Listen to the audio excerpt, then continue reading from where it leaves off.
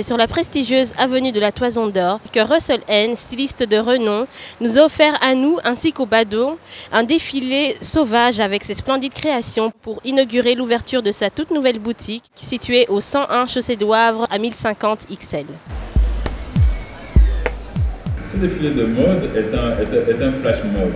C'est un concept qui consiste à faire un défilé de mode surprise dans une rue où il y a plein de gens. On a créé des embouteillages.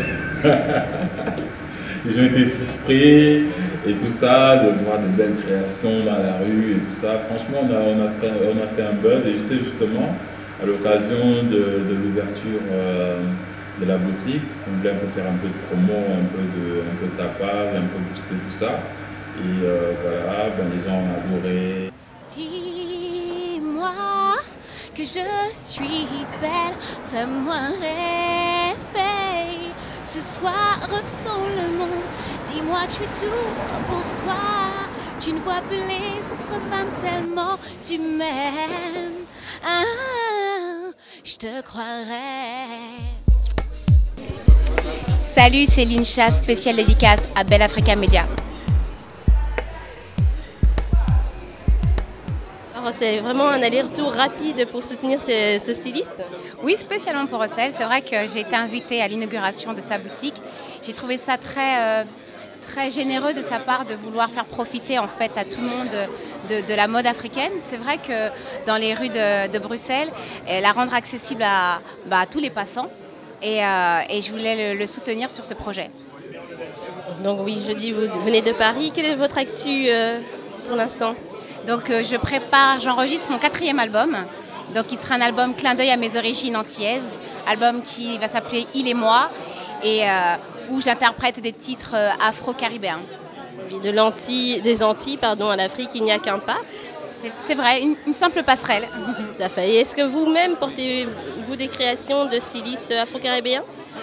Oui, tout à fait. Je porte du Martial Tapolo bien souvent, du Eliquam ou bien du Angui Haïf ou même encore du Gilles Touré. Oui, je porte beaucoup de mode africaine.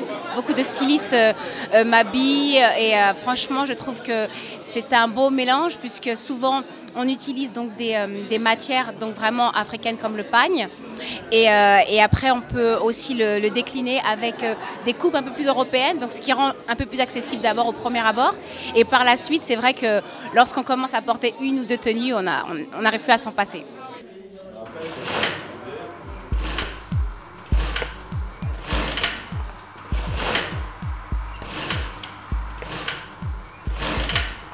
Mon parcours est très atypique. Je suis quelqu'un qui a commencé par mettre un bouton, à défaire des coutures. En défaisant, tu vois comment on fait, à repasser, à thermocoller, des petites choses basiques du métier. C'est vraiment des petites choses, à faire des petites lignes, des petites choses comme ça. Or, ici, les stylistes d'Europe n'ont pas cette formation-là. Ils sont plus dans le côté glamour du métier, je dessine, voilà, je crée, je dessine. Et après, quand tu leur dis, réalise ce que tu as dessiné, ils ne sont pas capables de réaliser. Sinon, tout ça ensemble, de belles finitions et tout ça. Tous les jours, les gens qui me demandent, oui, je suis passionné par la mode, j'adore la mode. Je respire la mode, et ils lisent, sont informés, mais alors à un degré pas possible sur la mode. Et je dis, c'est bien beau, c'est génial tout ça, mais ça se passe pas comme ça. C'est-à-dire que c'est pas parce que tu adores le foot que tu peux être footballeur, quoi. C'est pas parce que tu adores la musique, tu vis la musique, etc., que tu peux chanter comme Rihanna.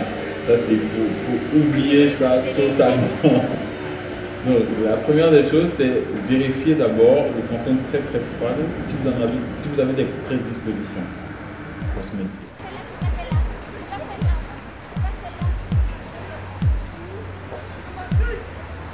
La grande difficulté pour pouvoir s'installer, c'est que pour lancer une activité comme celle-ci, à l'envergure de celle-ci, il faut avoir plusieurs atouts en un.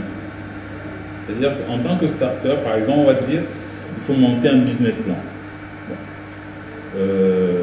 Moi, par exemple, je ne suis pas à la base diplômé d'école, je n'ai pas un bac plus 5, etc.